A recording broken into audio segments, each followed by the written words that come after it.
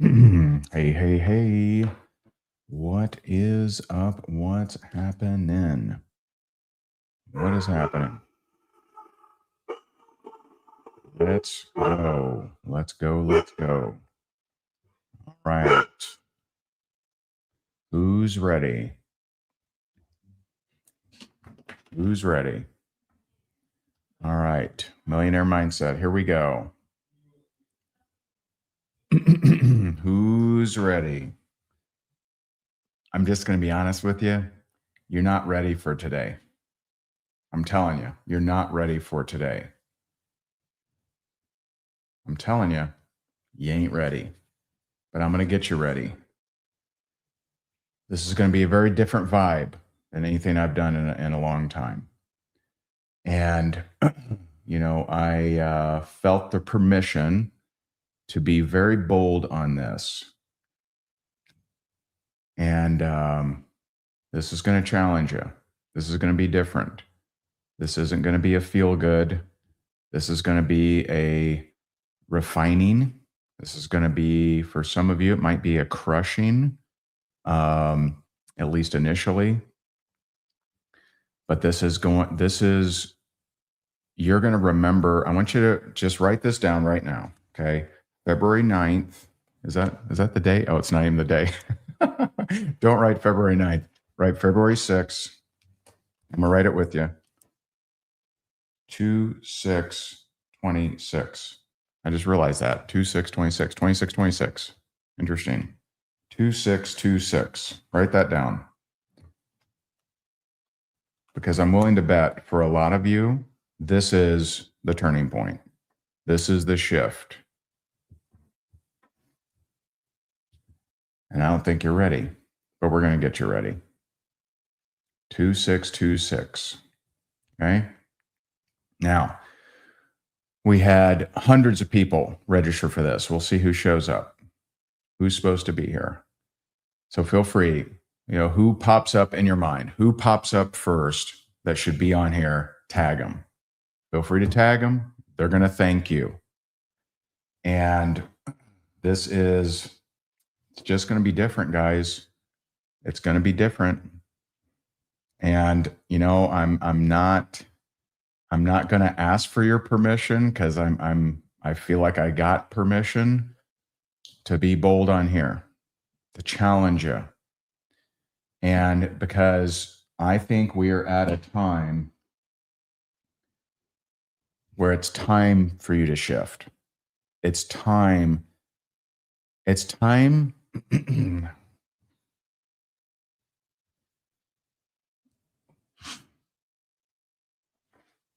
It's time. It's time for the people that want to make a difference to stop struggling. This is the season of turnaround. It is time for the people that want to make a positive impact, that want to bring more hope to others, that want to bring more glory to God. It's time for you to stand upright. It's time for you to shift. It is time for you to get out of struggle, out of lack, out of sabotage, out of smallness. It's time for you to rise. Your new season is here, and you need to proclaim it.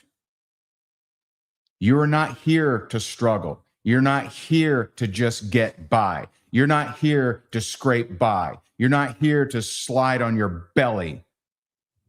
You're here to rise. You're here to be the light of the world. And if you're someone that is serious about impacting others, it's time for you to stop struggling. It's time for you to get out of that season. You've been in it for too long. Some of you have been in it for your entire life. It's time to shift. It's time to change. It is time to change this world. All of us. I don't post this stuff. I know that social media is such a negative trash heap right now, where everyone's talking about Epstein this and this and Minnesota and this and this and this and this and this. And all of those things are distracting you from you ever changing your life. Every single unit of time that you waste not serving others, not providing value, not going to the next level, not doing things that the other people aren't doing is robbing people that need you. There are people on their hands and knees at night that they don't have the privilege of studying what happened at the Grammys. They don't have the privilege of studying what's on the TV. They're crying every night. They're begging for someone to help them. Stop being so easily distracted. You're on here, and I'm willing to bet that you have a product, a service, or an opportunity that would change the life of others. If only you'd stop being distracted. If only you'd stop talking about what this person's wearing or who's in the files or what did this pedo do, right? Stop it. All of that time you're wasting, arguing, dividing, hating, is preventing any light from coming from you. There is no light coming from you.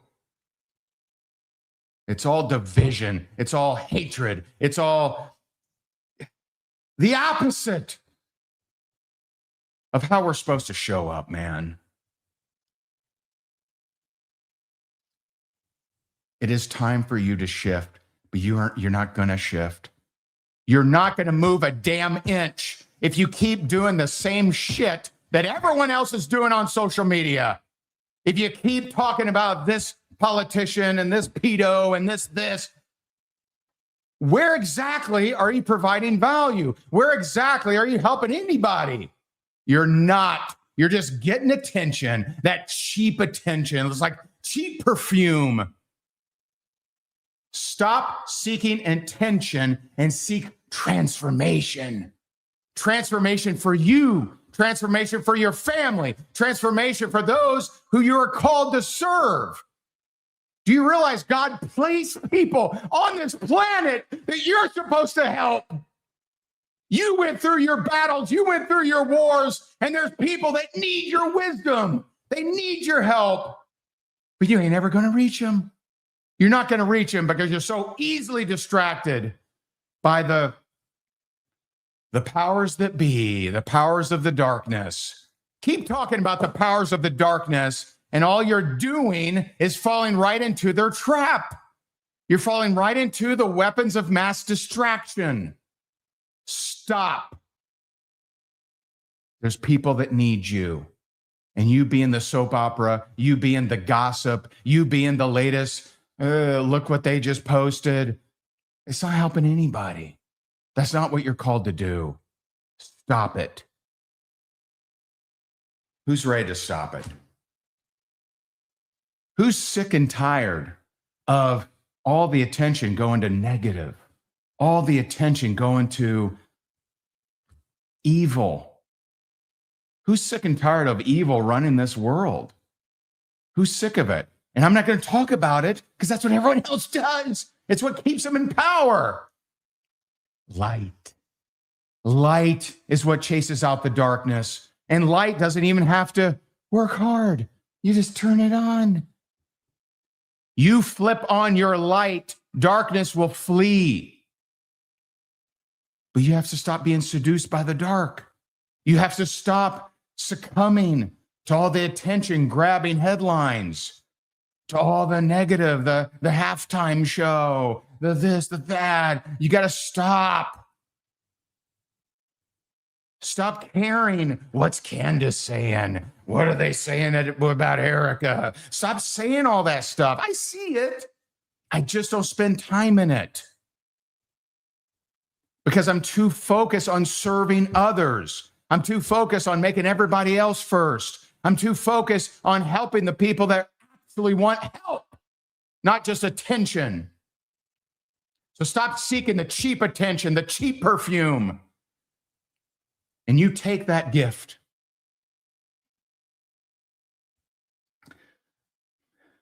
You take that beautiful gift that God gave you called this life, and you turn it into something meaningful.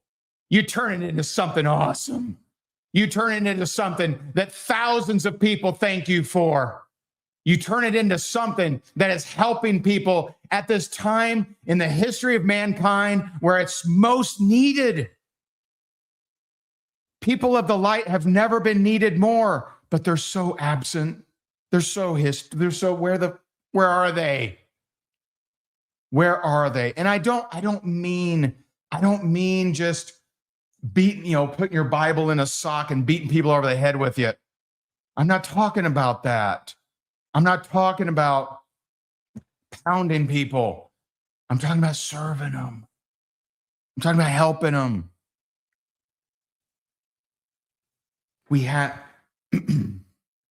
How can you help others? That should be the dominant thought.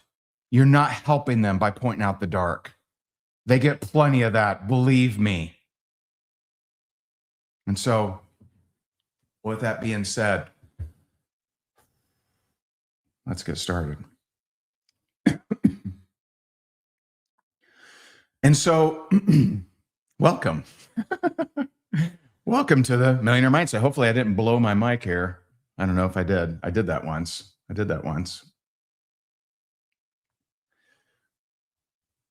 This topic has never been more important. And I know. It's called Millionaire Mindset, right?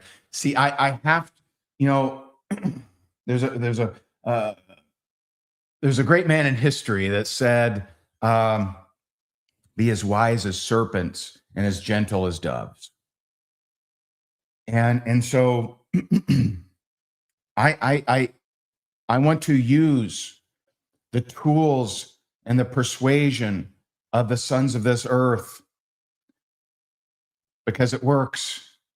Persuasion works, skills work. You do need to be skilled. And so I use this millionaire mindset because guess what? The Lord delights in the prosperity of his servant. You're not meant to toil. The blessing of the Lord makes one rich. He adds no sorrow with it. The blessing of the Lord makes one rich. He adds no sorrow with it. That's mo money, no problem. So it's okay. It's okay for you to want to be wealthy. It's okay for you to want abundance. We're to remember the Lord our God who gave us the power to get wealth. You will think it's by your hand that you developed your wealth, but remember the Lord your God who gave you the power to get wealth. It's okay for us to have wealth. How are we going to get there? We're going to get there by serving others. We're going to get there by helping people. We're going to get there by helping them avoid distractions and embrace transformation. No one, nobody, not one person is watching all the bullshit podcasts, is watching all the political stuff, the Epstein stuff, the this, the that, all the dark. No one watching the darkness is transforming. They're staying exactly where they are in divisiveness, hatred, and negativity. That is the opposite of what you need to be doing. You need to stand out. You need to be the light, the city on the hill that can't be hidden. This is who you're called to be. You're called to represent light, helping others, serving others. I'm going to break this down in 4 steps. I didn't plan any of this. The Lord's so good. The Lord had me enter into a conversation literally 9 minutes before this call. And I felt that. I felt the permission. Ray, I want you to be bold. They need to be shaken. They need to be shaken up, man.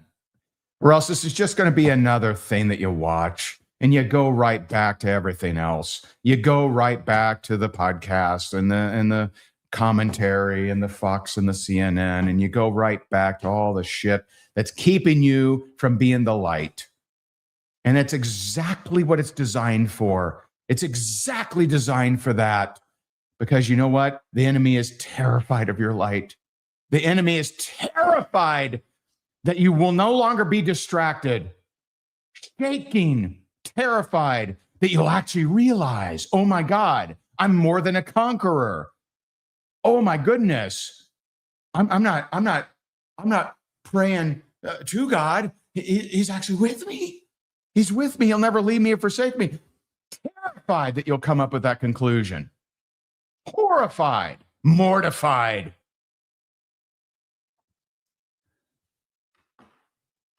Step number 1. What do you want? What does that look like? What has been sown in your heart that you want? What is that desire? What does that look like?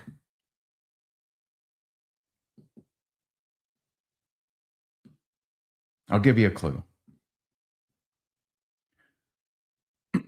We're allowed to go through wars, and they're all different. They're all different. We're allowed to go through war, and that war prepares us to help other people go through their war.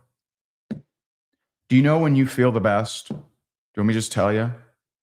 You feel the best when you are helping someone who's going through stuff that you've already been through. That's when you feel the best. You may have a fleeting, when you win the award, right? Yeah, that feels good, but it's fleeting. You may feel good and you got your hands on the new steering wheel, right? You may feel good, you get those keys, you walk into that new house, right? Feel good, no question. But you feel fulfillment when you're helping people that are just like who you used to be. That's when you feel the best.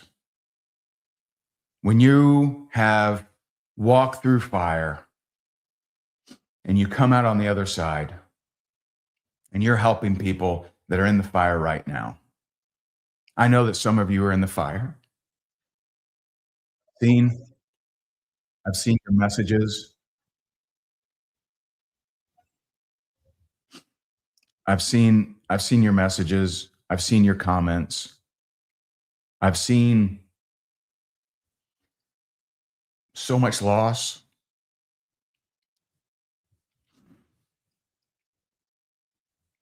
I didn't talk about this because I just couldn't.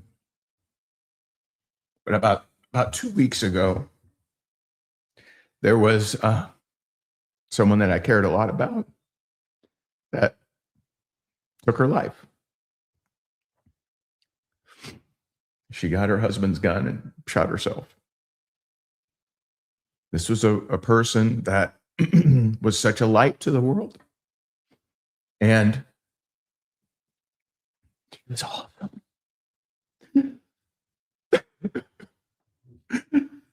She was awesome.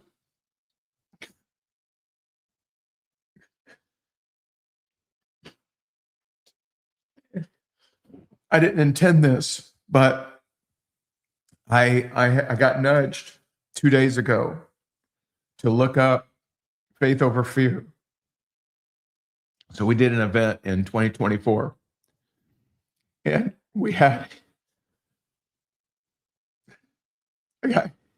I got nudged. I got nudged to look back. I was looking for a particular testimonial, and it was on a success panel we had in 2024, Faith Over Fear. And there was Brianna Michelle, there was Eddie Villa, Lisa Coasters, there was Samara, and right in the middle was her, my friend Michelle. I coached her, for about a year. She and her partner had built up 4,000 rental units. She was amazing. And our personalities were so similar. She had been through loss. And so I just, I didn't intend this, but this morning, my YouTube guy sends me the clip, the one I was looking for. And I honestly, I totally forgot she was even on that panel, which, shame on me. And so I see the testimonial and I see her sitting there and I'm just like, oh man. It's not easy times. I know this. I know it's not easy, man. I know it's not. And that's why it's so important for you to shine your light. Because there's people that they don't have the community you have. They don't have someone yelling at you like I am. There's people that will hear my story and not be, they're like, whatever, but they'd hear your story. If only they would hear your story. But see, for them to hear your story, you have to overcome it. You have to get out of it. I can't come to you and say, hey guys, still in foreclosure over here, and have anybody listen. There's a part in the Bible that says the poor man's wisdom is despised, his words are not heard. You can't go from your current financial status and go attract a large crowd. You can't. Now, some of you can. I see some of the names, right? There are some heavy hitters on here. But for most people, you can't go draw a crowd because you're just getting by. No one's interested. And most people have money as the number one thing they're seeking. It's the number one priority. It's the number one Lord of their life, right? And so guess what? Use that knowledge. Use it. There's some wisdom in use worldly wealth to gain friends for yourself so that when it is gone, you'll be welcomed into eternal dwellings. That's wisdom, man. That's wisdom. And so you go and be so damn good at what you do. I don't mean putting your Bible in a sock and hitting people upside the head with it. Wise man said, don't practice your righteousness in front of others. More people need to hear that.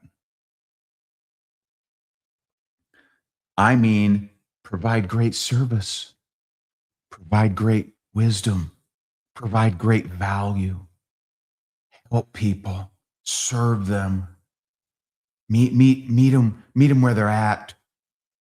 Meet them where they're at.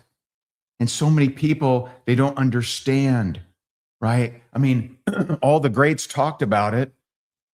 Do you think Napoleon Hill would be talking politics? do you think Napoleon Hill would have a podcast running right now talking about the Epstein files? What? Of course not. Of course not. He would tell you to avoid that shit like crazy. He would tell you you need to throw holy water at it. You need to, if you're scanning the TV and it comes on, and look away, right? He would tell you why. He had this practice. He doesn't describe this in Think and Grow Rich. It's one of his deeper courses.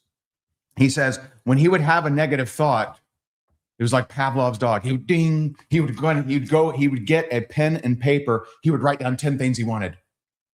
Are you doing that? Are you catching each negative thought? Or are you dwelling on it? Are you making a ChatGPT image about it? Are you posting it to social media because that's what'll get you attention and engagement? Careful. And I know, I get it, man. How tempting is it?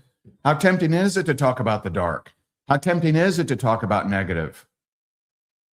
Man, this morning I got so moved. I watched Jelly Roll, his acceptance speech at the Grammys. I bet some people were like, wait a minute, hold on. How the hell did he win? In that kind of room. How the hell did that happen? Well, I believe God's responsible for all results. I believe God had him win so that we could have that moment. How powerful was that? You're going to focus on the Grammys, focus on that, not on what they wore. And so back to step one, what is it that you want? You need to be able to, when you have a negative thought, which you will, You need to, when you have a negative thought, you need to be running, write something down. What you writing down?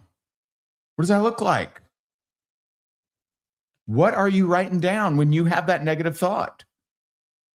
Because if you're not weaponized, if you're not armed to the teeth, if you don't have this, if you don't make it plain, if it's not drilled into your mind, see, your brain doesn't know the difference between a memory and a future memory.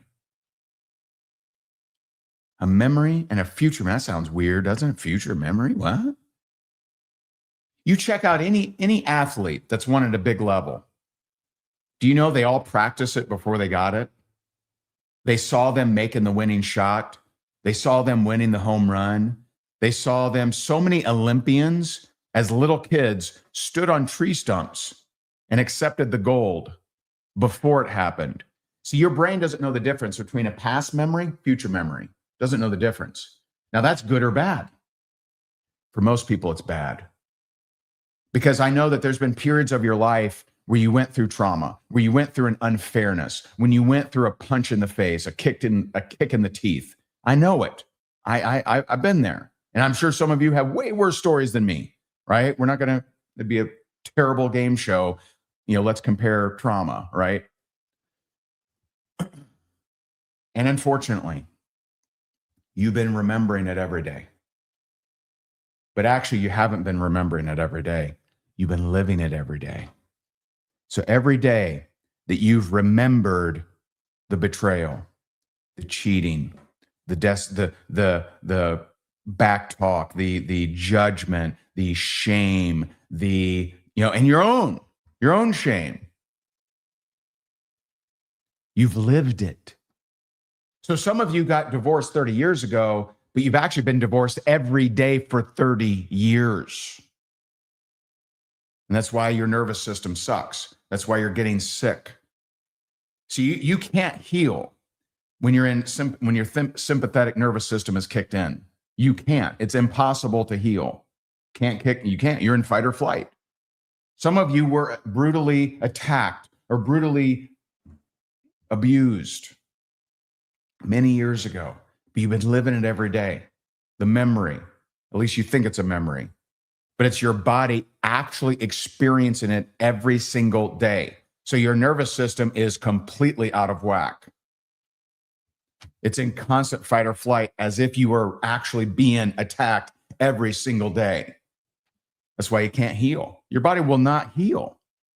As long as you think you're in fight or flight, your body won't heal. And so it's time for you to create future memories. And we'll get into that.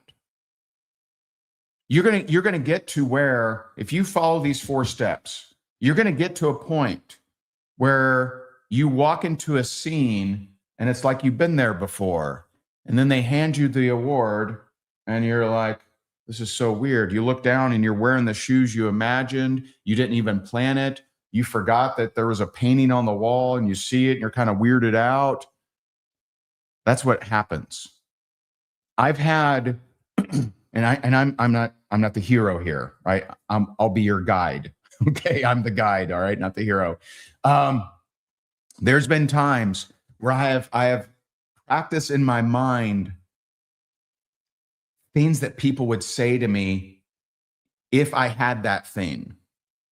And later on, they literally verbatim said the same thing to me. That it'll blow your mind, but you'll start to get used to it. And you'll start to realize that God equipped you with power. He equipped you with power. And we've been using this nuclear energy to be distracted. We've been using this nuclear energy to seek the wrong things. We've been using this unbelievable power to just live the same life every day. Enough of that. Okay? So number 1, I want you, and this may change, all right? It may change, but I want you to have a go-to. What is it that I actually want? And don't be flippant with this. I had someone yesterday, they filled out a y'all crack me up.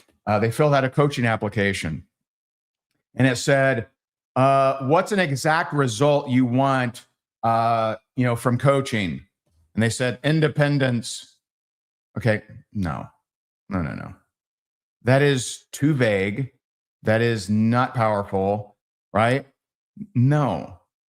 Okay, what is it actually? What does it look like? Is it you're going to Paris in the spring? Is it and it's okay, man. Don't get all holy roller on me here. I just want to give it all away, Ray. I just want well, don't you think that there's enough abundance for you to give a lot away and still have a lot yourself too? Yeah, that's okay. So it's okay if there's a desire in your heart, that's okay, right? If we get there by serving others, by being the light in this very dark world, then that's okay. Now, I want you to just think about stop looking at God as the Godfather, right? So he's not the Godfather, he's God the Father. Okay. And so I want you to ask you this question. What would you prefer? Do you prefer that your sons and daughters just scrape by? Do you hope that? Boy, I sure hope they scrape by. I hope they give everything away that they earn and they just barely make it. I hope they can barely cover their bills. Do you wish that for your kids? Okay. Neither does he. He doesn't wish that for you. He wants you to live a powerful, amazing, incredible life while you're here in this temporary life. And remember that it is temporary. This is a temporary life. Some of us get way too tangled up on this temporary life, but let's make the most of it. It's a gift. Yay. Thank you. Awesome. Blood's pumping through my veins. Great. So let's make it awesome. And so don't write down vague things. Don't write down, give it all away, right? Sure, you'll give some away. Yeah. But you know what? It's actually impossible for you to give it all away. So don't plan that. Because as you give away, as you're generous, it's poured back upon you. That's how this works. There's an amazing gentleman I had the privilege of meeting, a guy named David Green. There's some people you meet that really stand out. He stands out. So as a kid, he dreamed of being a dime store manager. Instead, he founded Hobby Lobby. They have 44,000 employees in 1,055 stores. They do about $8 billion a year, and he gives 50% of profits to charity. He's funded 1 billion children hearing the gospel. He still gets by. You can create an incredible mechanism, an incredible system of giving. But he said, I got a chance to meet him, shook his hand, talked with him for a little bit. Amazing guy. Highly recommend his book, Leadership Not by the Book. Great book. If that resonates with you, go get it. And so he says, in a conversation with someone, he tells them, and at the time, he was given, he was donating. He'd go to a charity here and there. He'd do a charity auction here and there. And at the time, he was giving away some money. And so one of the times that he was giving away some money, he tells a friend, he goes, yeah, you can't outgive God. And he hears, you haven't even tried. And so that's the day he decided, okay, I'm going to start giving a whole lot more. And the day he decided to give a whole lot more, his business grew a whole lot more. Okay. Now it's easy to think that's not how it works when you're struggling. It's easy to think that's not how it works when you're at this kind of state, but it's not how it works. It's absolutely not how it works. The more that you give, the more that it comes back to you. Now, that isn't a name it and claim it. That's not a prosperity gospel. It's just biblical. I mean, it's in multiple places, Proverbs, 2 Corinthians 9, 6 through 13. It's all over. And so, yes, you're going to give, but don't just have that as your only thing. What else? What does it look like?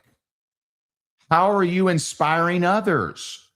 How are people looking at you and saying, man, I got to get to know that person? Wow, this person's really inspiring. How do I get around them? So, what is it that you want? Have a list because you're going to need it. You're going to need a weapon. And may this be your weapon. May this be your weapon that when you have that negative thought, and you will, you go to this weapon and you just put it down. Okay.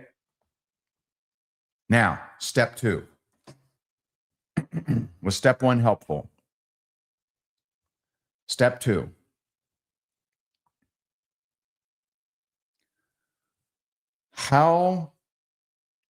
Let's back it up. Review what you want. Okay. And you may have to do this after this training. I understand. That's fine. Put time into this. It's worth it. It's worth doing. And who needs to hear this? Tag somebody, right? Write it down, right? Write down what you want. Have it plain. Then I want you to look at each part of the list. And I want you to ask yourself,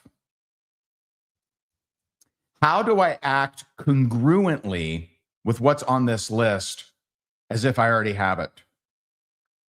And this isn't New Age, by the way. I'm not anti-New Age. I love New Age. Those of you who love New Age, where I used to be, okay? All that means you're seeking relationship, man. Just like the hippies, right? They were seeking love. You're seeking relationship. Got it, man. Rooting for you. May God bless you. Am I acting congruently with someone who would have these things on this list? And I remember it was a powerful moment. I was at a Joe Dispenza event. And I know some Christians don't like him. He helped me, right? I don't like go to his stuff anymore, but he helped me. I'm grateful for him. Thank you, God, for putting Joe on this earth. Thank you. And so this lady goes to Joe and she says, I've been doing all your meditations and, I've been, focused on having a great husband and a house on the water and this and that. And none of that stuff has happened. And he says, you just don't seem like the type of person that would have those things.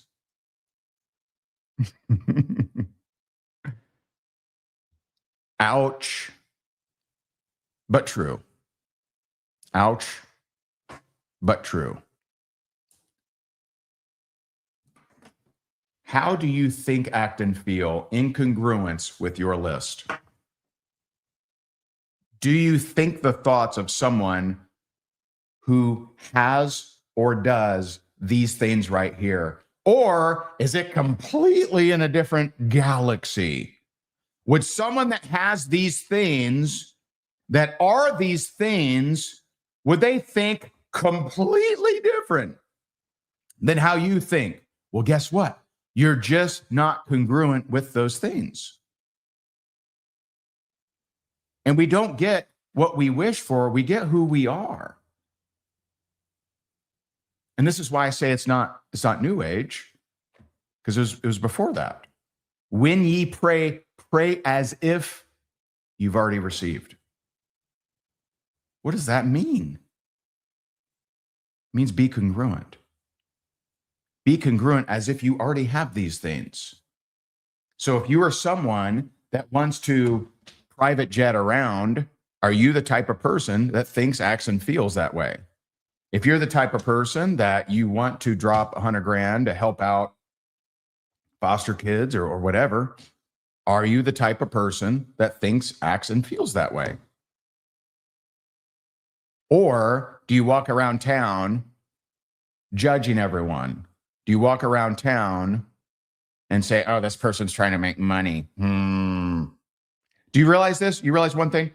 Whatever's on your list, I can't imagine that any of you will have a list that it would be congruent to be hateful toward others because they're trying to make money or trying to sell you something. I don't think that's the case. I don't think anyone's list is going to have that kind of thing, because you'll never become that which you despise.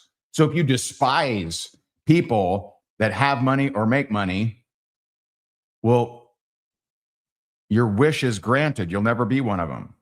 You'll never become that which you despise. And it isn't, the problem isn't, I talk about this in my latest book, Faith Driven Wealth. I'm very grateful. John Maxwell wrote the foreword to it. Thank you, John. He's amazing. It's incredible. The problem isn't having money, it's money having you. So the point of all of this isn't to just be obsessed with money, right? It's just to realize it's a resource. It's a resource for you to do more stuff. With more money, you can do more good. That's a fact. That's an absolute fact. And so I want you to look at every line, everything on your I want list, and ask yourself, okay, on a daily basis, am I thinking the way a person that has this, not wants this, has it? Am I thinking that way? Am I thinking incongruence with am I feeling incongruence? Or am I, as soon as the bill comes in, I'm like, humana, right? Or when something negative happens, like, oh no. Are you focused on the problem and the situations, or are you focused on who you actually are? Become that person that anyone that meets you and you say, these are all the things that I have and do, and they say, yeah, you kind of seem like that type of person. Are you thinking, acting, and feeling incongruence with the things that you want? And wherever you're not, you ain't gonna get. Doesn't work that way. I don't like everything he says, full disclosure, but Neville Goddard said, when your wish is in conflict with your emotion, the emotion will always win.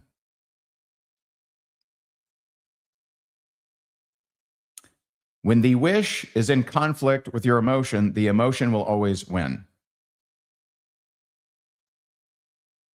So if you're wishing for wealth, riches, abundance,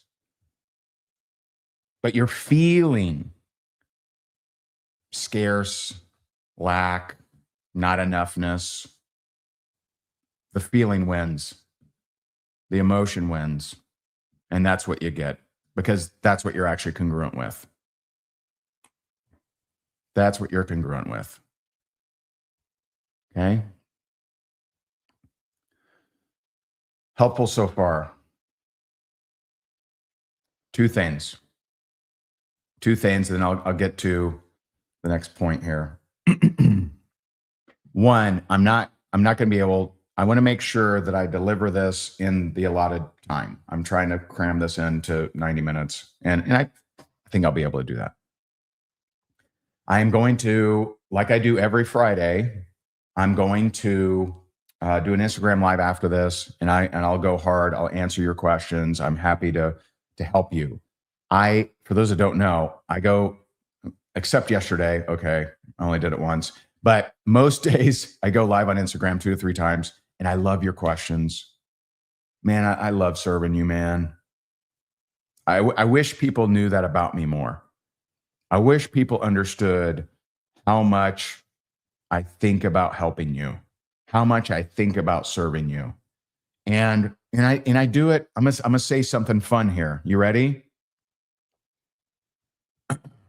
I do it selfishly because it's what makes me feel good.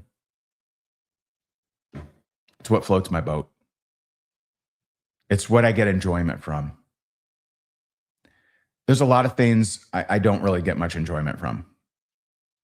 A lot. Helping you with a breakthrough, helping you solve that little problem that I've already solved. I just love it, man. And I love people that take action. I love people that are genuine about getting better, because that's me. I have this endless desire to get better. It never stopped. Now I've had years of confusion, man. I mean, 2020 to 2022, I was in a very confused state. 2022 to, even 2024, really. Even half of 2025. I've this last few years, certainly these last 5-6 years, a lot of confusion, man. A lot of things that I did not have figured out, which is weird. Weird to say. Prior to 2020, I generated over $30 million. You would think, got it all figured out. Didn't have anything figured out. But one thing that has never left me is my desire to get better. And that journey has been weird. It's been strange. Has your journey been strange? Has it been weird? I'm gonna share a story with you. Some of you have heard this, but I don't think I've ever shared it publicly, actually. But I just got nudged to share it, so I'm gonna share it because I feel like it's congruent here. So Christmas Day.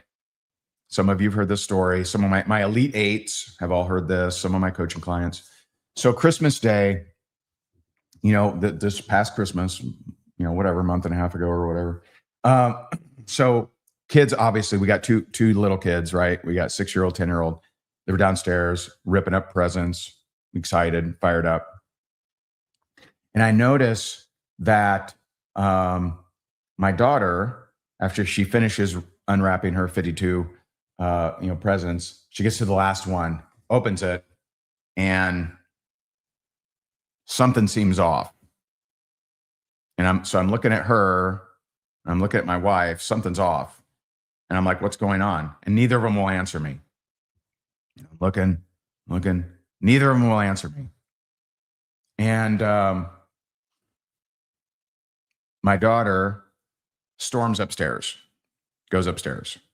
Now, I think I know what's going on, but I have to confirm it because I'm about to flip out, okay? And so she goes upstairs, just got done unwrapping all her presents, and I look at my wife. My wife's crying. Now I'm really about to flip out. I'm like, what's going on?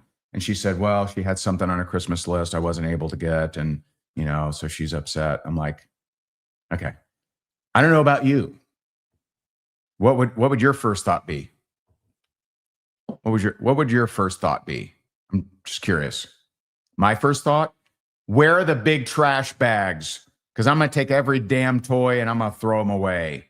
Not only that, I'm going to march upstairs. I'm going to take the door off the hinge. I'm going to remove the bed. She's going to be sleeping on the floor. Like, I'm ready to go scorched earth. I'm ready to just, oh my goodness. I ain't going to physically hurt her, right? I'm not going to do that, but I'm going to do everything but. I'm going to take everything away. I'm going to remove everything. And I'm so fired up. I feel it in my heart. I feel like my anger. Who's with me? Who would be upset? Who else would be upset? Am I crazy? Her mom worked so hard for her to have a good Christmas, and I'm now, here's what I've learned.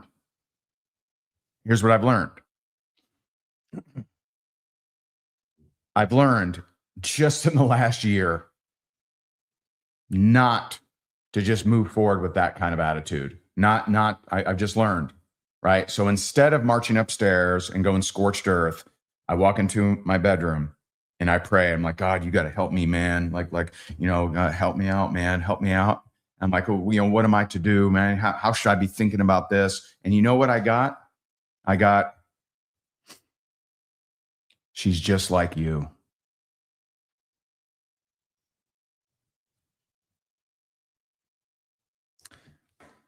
And all of a sudden, my mind was filled with all of these memories where God had blessed me so wonderful.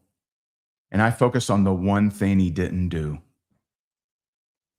He had blessed me with family. He had blessed me with health. He blessed me with this, but he didn't do this one thing. And I had so many memories come up of me being that ungrateful child. And so obviously I'm convicted, right? And conviction's different than condemnation, right? Condemnation is you'll never be any better. You suck, Higdon. God won't do that to you. But conviction of pointing a way out that you are to help you overcome that and help you be better. And so I do go upstairs eventually after crying, of course, and realizing.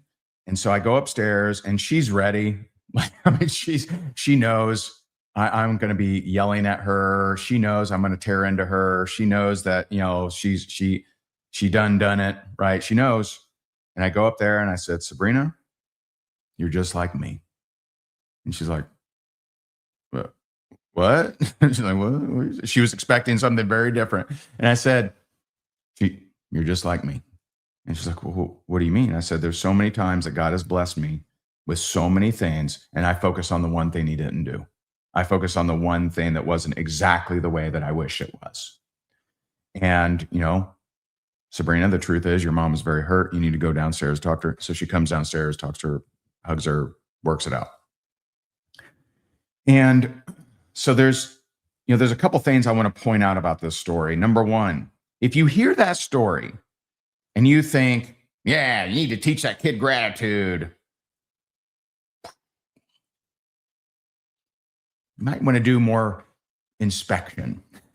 you might want to look deeper inside of you. Has there ever been a time, or is there anything in my life that maybe, just maybe, I'm not currently grateful for? Okay.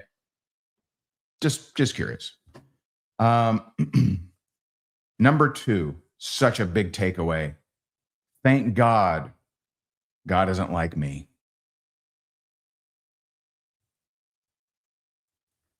I wanted to take everything away when she wasn't grateful. I wanted to take every single toy, her door, her bed. Thank God, God isn't as low as me. Thank God that God doesn't think in that way. Imagine if he did. Imagine if he did. Imagine. And so, how are you able, and you are, to have gratitude for the things you don't yet have? That's the trick.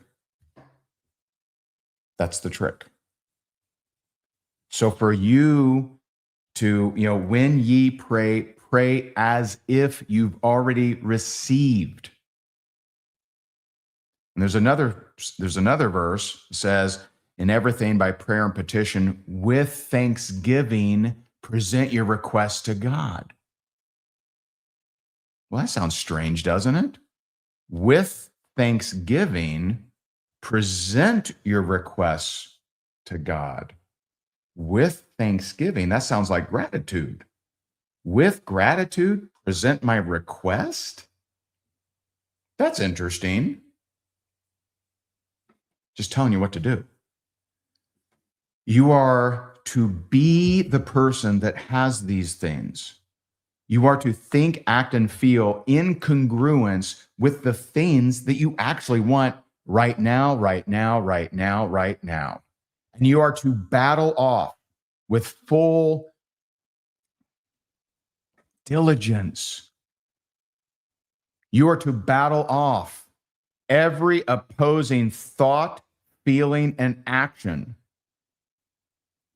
that opposes that congruency, that opposes abundance, that opposes generosity, that opposes patience, that opposes gentleness.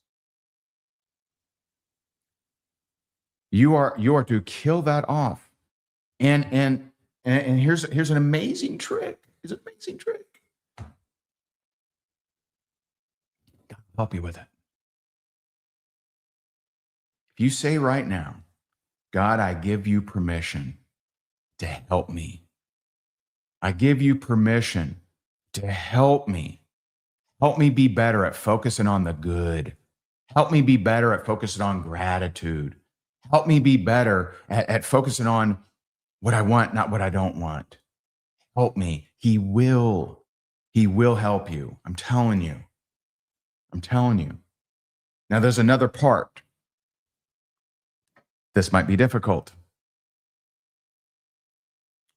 The rest of that verse, it says, when ye pray, pray as if you've already received.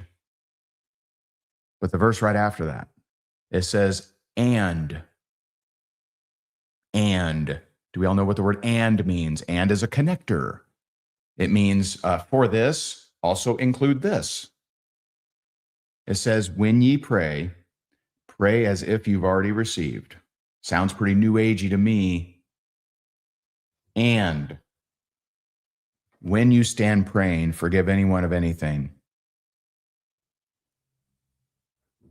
You're holding on to bitterness, you're not going to get what you want. Because someone that would have what you want wouldn't be bitter. They wouldn't be angry. Forgive it and forgive anyone of anything. And so I've had to do very lengthy exercises of people who betrayed me, of people who let me down, people who stole from me, people that lied about me behind my back, people that didn't appreciate me. I've had to do all kinds of, God, thank you for helping me forgive them. Thank you for helping me forgive that one. Oh yeah, that one too. I've had a lot of that to do.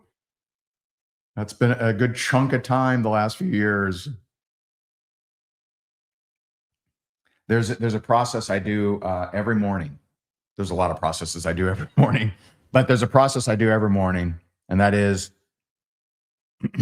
I forgive anyone who's wronged me. Send me someone, tell me what to say.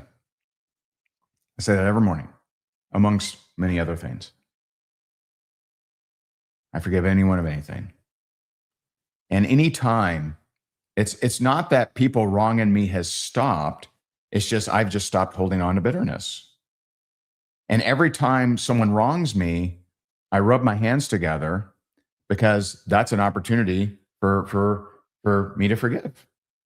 For me, you know, and I don't mean to them, I forgive you. Like I don't that doesn't usually come across very well. But for me in my heart to release that stuff. You're not going to get what you want. And when you hold on to bitterness, when you hold on to unforgiveness. And I know this isn't making it right. I know that you were wronged. I was wronged. I remember one day in prayer, I got, you need to forgive your stepmom. And I thought, I've forgiven my stepmom. Like, what are you talking about? Tell her. I'm like, ugh, tell her, right? And, you know, as a kid, I went through very many unfair things with my stepmom. Stabbed, thrown against a closet, stomped, lots of time, literally for years. And so I thought in my head, I'm like, you know, I don't, no, okay, all right, I'm getting it in prayer, fine, I'll do it. But yeah, I don't need anything from this. I've already forgiven her. That's what I thought. And so I get her number because I didn't have her number. I get her number and I send her an audio and I'm just like, hey, I know you're not asking for this, but I just want you to know, I forgive you. I know that I wasn't the ideal child. I know that, you're my stepmom, didn't ask for me. And so I send her this message and she sends back this very lengthy message. And I read it and I read it and I read it and I felt electricity go down my body. And it's interesting because if you read Corrie ten Boom, whose parents and sister were killed at Nazi concentration camps, and she describes when she forgives the Nazi guard who raped her sister, she describes electricity going down her body. And if you haven't felt that, I don't know what to tell you. But I thought I didn't need that, but that changed me. And so in this striving, in these efforts of I must hit my goals, I must hit my goals, I must hit my goals, run the test. Do I need to forgive anyone? Do I need to let go of bitterness? Is there anything I'm holding on to that might prevent this being congruent with me? Because if I'm harboring evil, and that's what unforgiveness is, bitterness. If I'm harboring that, if I'm holding on to that, then I can't get these things. And I can't be the light I'm called to be if I have so much darkness in me. And so this is a real thing, guys. You know, people have asked me going way back, 2009, I'm in foreclosure. I'm $1 million in debt. I'm dead broke. I'm depressed. I've been drinking heavily, blackout drunk multiple times a week, during the week, winter. What was the shift? Because within a few months, I was at 10,000 a month, 40,000 a month, became the number one income earner of that company. What was the shift? What shifts someone to go from that to that? The shift, in case you don't know, forgiving my dad. July of 2009, early July 2009, I forgive my dad. I see him for the first time in, I think, 13 years. The next week, I joined that network marketing company. I 100% believe that if I did not forgive him, I don't know if I joined the company. I most certainly don't become the number one earner of that company. No way, not possible, not happening. So some of you are seeking the strategies, the tactics, right? You loved my last 2 Fridays where I talked about scripts and posture and closing and reach outs and follow-ups. And you love that, right? I don't know that you want to hear this though. But if you're holding on to bitterness, if you're holding on to unforgiveness, you're not going to get what you want. You're not. I'm just letting you know. Newsflash. How are we doing so far?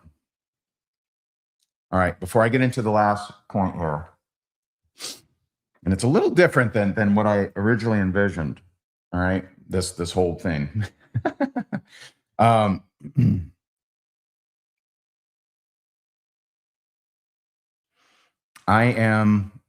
want to help you with your skills. Okay. I want to help you with your skills. We're going to do something fun. Not next week, but the week after. We're going to do a sales challenge, 4-day sales challenge. And I'm going to, it's not going to be like this. It's going to be very skill based, and it's going to be a 4-day sales challenge. We've never done it before, but it's from chasing to closing. So you stop chasing, and we have, I'll just drop the link. If you want to check it out, you can. It's at higdongroup.com/challenge. higdongroup.com/challenge. And again, after this, I'll be on Instagram answering questions. All right. We got a lot of people on Instagram, actually. Way to go.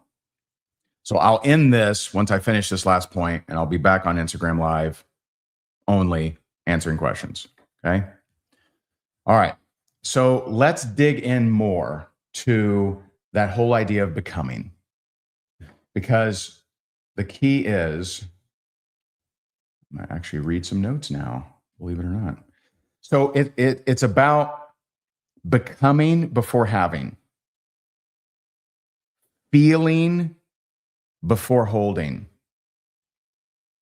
knowing what does success look like, feel like, how would you act, think, and feel, how, and here's one I want you to focus on, how would you know it's true? How would you know it's true? That is an absolute key question. How would you know if it's true? So just when you get your list, if you don't have it, look at that list. How would I know it's true? Okay. What would your best friend say to you? For some of you, what would your upline say to you? What would the company execs say to you? What would social media talk about in regards to you? What would mom say? What would dad say? What would your son, daughter say? How would you know it's true? And I want to just do a little test here. How many of you have heard my ballroom dance lesson story? Drop a 1. If you've heard my ballroom dance lesson story, drop a 1. If you haven't, drop a 2. It's such an important story in my journey. Okay. And don't worry about the steps, okay? Because God's kind of led me in a little bit different direction here. Don't worry about the steps. Focus on the content, not the steps. Okay. So I'm seeing some 2s, seeing some 1s. Okay. A mix, actually. Great. A lot of 2s. Oh, nice. Well, that's good. I thought I'd be repeating it to everyone. So, and I'll tell the full story here because you need to hear it. Now, what I've learned is I can't tell you a money manifest story because it's too easy. There's too much emotions around money. Now, I have them. I remember one time I was headed to Vegas, and this was back when it was My Daily Choice. Y'all remember that company? Not that long ago. And so I remember it was My Daily Choice, and there was a lot of things that just weren't going right. Like they'd hired me as a speaker, and I was going to have a booth there that I could sell stuff. And I get with my team 2 days before. The stuff hasn't been shipped. The PowerPoint's not ready. The order forms aren't ready. Like there's all kinds of chaos. And I find myself just very upset. And I said, well, wait a minute. I did the whole Napoleon Hill thing. I'm like, well, wait a minute. What is it that I want? What do I want? And so here's what I came up with. Okay. So I'm going to tell you, this will be brief, and then I'll get into the story that you'll actually learn more from. I said, okay, what is it that I actually want? Let me stop focusing on what's wrong. What is it I actually want? And so I'm like, okay, I want them to rehire me right away. That'd be great. I want the number 1 earner to rehire me. I want them to form a leadership group and me lead that leadership group. I want sales to be really good. And I want people to come up to me and say it was the greatest presentation they've ever seen. Oh, that's it. That's all I'm asking, right? Those 5 things. That's what I came up with. So I went from frustration, focused on the problem, focus on what's wrong, focus on what I don't like, to, okay, what is it I actually want? I came up with those 5 things. Pie in the sky, like, when does that happen? All these things, right? So I go to Vegas. They rehire me immediately. The number 1 earner hires me to privately coach them. They form a leadership group, and I start coaching the leadership group. Sales are through the roof. And I had multiple people come up to me after my presentation with tears in their eyes, saying it was the most powerful presentation they had ever witnessed. Crazy. But let me give you a better example. Because you may be here saying, oh, well, yeah, Ray, you're a great speaker. Or, yeah, Ray, well, you've made lots of money. I haven't. Well, yeah, Ray, you'll come up with all these excuses, right? Why this works for me, not for you. I got it. So let me share a weird example. For those of you who dropped 2, this will be a real treat for you, I think. And so on our 10-year anniversary, we've done a lot of things. We've traveled all over the world. I've, tried to spoil her as best I can. And I decided, let's do something different. And so I buy ballroom dance lessons. Now, I've never danced in any way, shape, or form. I mean, high school, I was the guy leaning against the wall, too cool, right? No, I'm good, right? Too cool. Didn't want to look stupid. And so, and she's never taken any kind of dance lessons or anything. And so we go there, and she's, of course, amazing right away. I mean, she's just like floating in the air. I think people maybe shed a tear. at how good she was. Me, I'm like Frankenstein, just stomping around. And I'm horrible. I mean, I'm atrocious. And here's how I know this is true. Okay. This is how I know it's true. In that about, I don't know, 2 months in, 3 months in, the instructor asked me, Ray, do you hear the rhythm? And I'm like, I I think so. And they're like, it goes doom, da, da, da, doom, right? It's like a downbeat. I'm like, I think so. Like he's basically saying, you're freaking terrible, right? Like you're totally offbeat. Like you don't know what the hell you're doing, right? And I've been at it, 2 to 3 lessons a week, every week for months. The Russian dance studio owner says to Jessica, you could be pro. Ray, not so much. Like, thanks. I'm so glad I'm paying money for this. Like, didn't ask your opinion on that, but great, thanks. And then someone says, one of the other instructors says, Ray, were you ever in an accident? I'm like, oh my God, they think I have brain damage. Like, what the hell, man? And I'm like, why are you asking me that? And they said, well, were you ever like hit? Because like do your hips move? Like, do your hips move independently? And I'm like, yeah. And I lift my leg up and, I'm telling you, bad. But here's how I really know. 4 months in, I'm going to 2 to 3 classes a week. Painful, gritting my teeth. I hate it. I'm not getting any better. And this new student, he showed up early. He's lacing up his shoes and he's watching my wife and I. And we finish.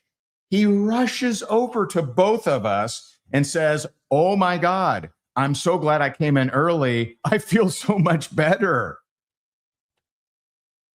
What was he saying?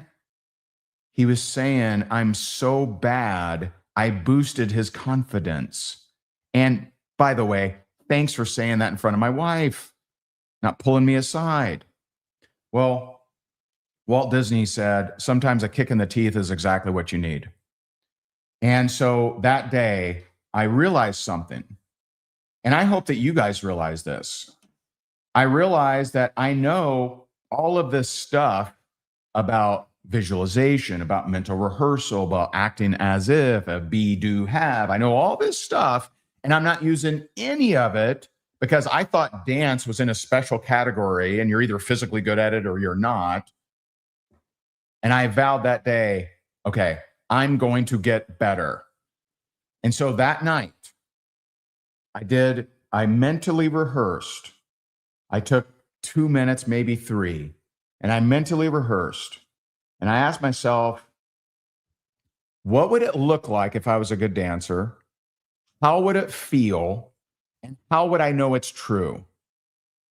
So I just imagined myself gliding across the floor. Like this was me imagining, right? So I imagine myself Fred Astaire across the floor, just killing it. And so, how would it feel? It'd feel amazing because my wife is already so good. Now we can actually look normal together versus, Beauty and the Beast, right? And that'd be great. And then I asked this question: how would I know it's true? And so in my mind, I saw my dance like trainer, okay, because there was an owner and a trainer. The trainer, I saw her say, wow, impressive. Like that's what I came up with, whatever, right? So, wow, impressive. So I saw her say, wow, impressive. I see the dance studio owner in my mind say, she's Russian, tough. Best I could come up with is very much improved. That's the nicest I could get out of her in my own imagination, okay? And so I go back to, after I do that, I do it every night, 2 to 3 minutes a night, right before bed. Okay, I just imagine being that good dancer, okay? Go back the next week. And I start to screw up like I had for so long, and I stopped dwelling on my missteps. This might be the hardest thing for you to do. You need to stop dwelling on your missteps. You need to stop dwelling on the rejection. You need to stop dwelling on the negative. You need to stop dwelling on noticing what you don't have. Stop dwelling on the things you don't like. If this has been good so far, share this. Share this someone who needs this, who needs this injected in their veins. Share it, then it'll come up in your memories next year. And so I stopped beating myself up. I stopped with the missteps. And so I'm like, I correct myself. And I think it was the next practice, I do something, and my dance trainer says, wow, impressive. Same tone, same words, verbatim, what I'd seen in my imagination. I do a salsa move. Irina, that's her name. Irina, the Russian dance studio owner. Do you know what she says? Very much improved. Verbatim, same tone, same delivery, same everything that I had seen in my mind. Guys, I want you to start seeing that. I want you to start seeing yourself winning. See the win. Here's what I've noticed. Most people aren't playing to win. They're playing to prove they're going to lose. They're playing to prove they're going to lose. Now, the story doesn't end there. So 6 months later, we go to an international dance competition in Miami, Florida. Hundreds of people. We come in first place in our division in 2 different dances. And the instructor said something to me. She said, you know, Ray, you just weren't getting any better. But then one day, you started getting real. She does this. She said, but then one day, you started getting really good, really fast. And that must have been the day you started practicing at home. The only thing I changed, I did not practice more. The only thing I did, 2 things, actually. I stopped beating myself up.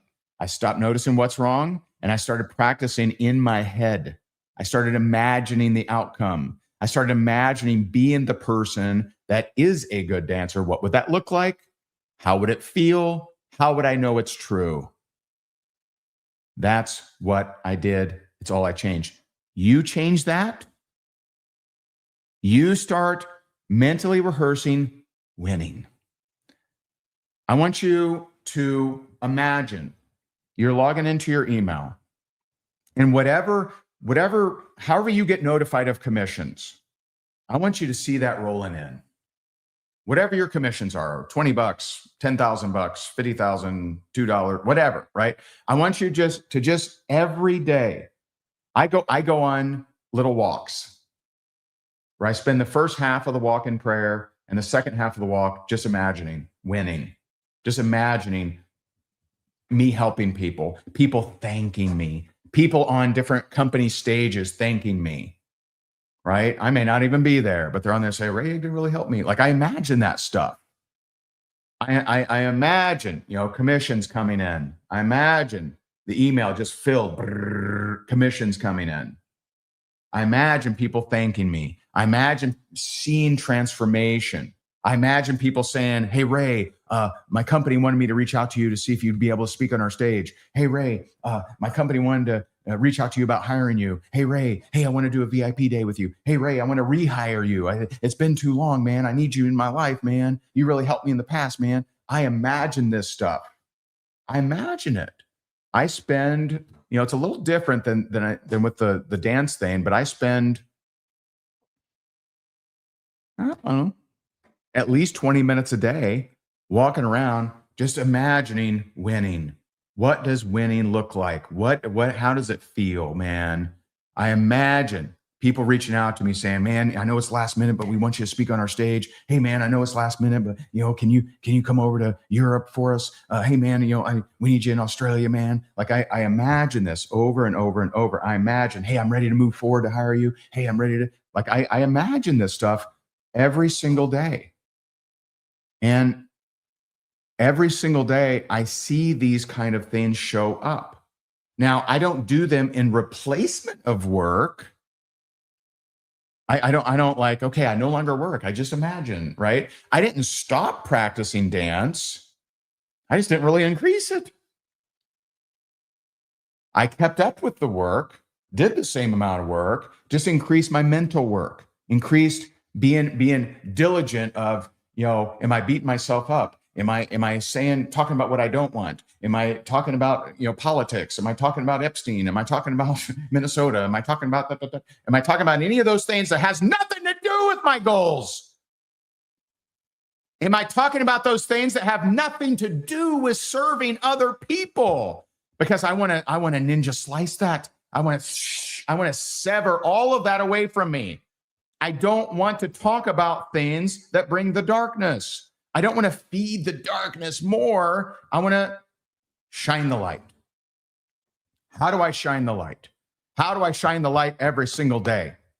How do I not focus on the loss? How do I not focus on what's wrong? How do I focus on shining my light so bright that it brings hope to millions of people? God gave us that power. Let's use it. He gave us a nuclear reactor, man. He gave us nuclear energy, cosmic energy. We have it. Are we using it? Or are we using do we have an atomic bomb and we're hunting squirrels? Do we have this incredible, amazing set of gifts and we're using it to regurgitate darkness? And so focus, man, focus. Napoleon Hill talked about this. Earl Nightingale talked about this. W. Clement Stones talked about this. All the greats talked about it. Focus. Focus on serving. Focus on helping. Focus on seeing yourself win. Because here's a question. It'll keep you up at night if you really think about it. Who loses if you don't win? Who loses if you don't win? Do you know who loses if I don't win? People that also were thrown against a closet and stomped. People that were hooked on drugs. People that tried to kill themselves. People who've been so hateful of themselves that they went years of avoiding mirrors. That's me. I went years avoiding mirrors because I hated myself so much. I don't share this a whole lot, but it needs to be shared. When I was 18, 19, I forget, the girl I was in love with, two of my very closest friends had sex with her, cheated on me. And I sat in a bathtub. I plugged in a toaster. I pushed the button down and I threw it in the toaster and with me in it, right? And I said, I'm not an engineer. I thought that would do it. I didn't think that was a cry for help. Now, I don't know. Maybe there's an engineer on here who said, yeah, that will never work because it would just short it. I don't know. I didn't know that. I didn't think it was a cry for help. And by the way, that wasn't my only time that I tried killing myself. I've been there. If I don't win, there's whole categories of people who lose. If you don't win, there's entire categories of people that will lose. There are people that will hear my story and be like, yeah, what's the big deal? This guy, whatever. It's fine. I'm okay. I'm okay with that. No big deal. My God, if only they heard your story. If only they heard your story. Man, that would be the one. That would be the story that moved them. That would be the story that would get them off their hands and knees and get their hands raised in victory. See, you have the power. You go and do the work that we talked about today. You go and do the work. And you can make champions, not just of yourself, but of a whole lot of other people that need a champion. The world's looking for the light. They're just not finding it. They're only finding distraction. That's what they're finding. Don't be that distraction. Don't post stuff just because it gets engagement. Don't post stuff just because it gets attention. Don't post the stuff that everyone's emotionally riled up about, but has absolutely nothing to do with serving others, right? Now, you want to go start a fund to go rescue kids out of sex abuse? You go do that, my friend. You go do that. But don't think that you talking about all the pedos is actually helping anything. It ain't helping anything. You go raise money, go rescue some kids. All right, now we're talking. You go start a program, feed the homeless. Awesome. You go start building water wells in Kenya. Fantastic. You build some schools in Guatemala. Great. That's making a difference. That's providing value. Notice the difference. There's a difference. You continuing the media's agenda of raising awareness about evil, not helpful. Not helpful to you, not helpful to anyone else. And so I hope this is helpful. I really do. I hope you take this to heart. I know not everyone will. I hope you take it to heart. I had planned on really pitching my sales challenge, but it seems so, it's kind of tough to do right now. And so I'm rooting for you, man. I'm rooting for you. If I can help you in any way, shape, or form, I promise I will do my very best. And so I'm going to say a quick prayer for us, and then I'm going to jump on Instagram Live, and I'll answer any questions for you. So, Father, we're so grateful for you. Father, thank you for your presence. Thank you for being here with us, Lord. Father, thank you for helping every single person on here see themselves the way that you see them. Father, thank you for piercing all the judgment and shame, all the guilt, all the not enoughness, Lord. Thank you for piercing every single dark cloud that's over everyone. Thank you for piercing all the negativity on every single person on here, Lord. Thank you for helping them shine their beautiful light. Thank you for helping them see how beautiful they are.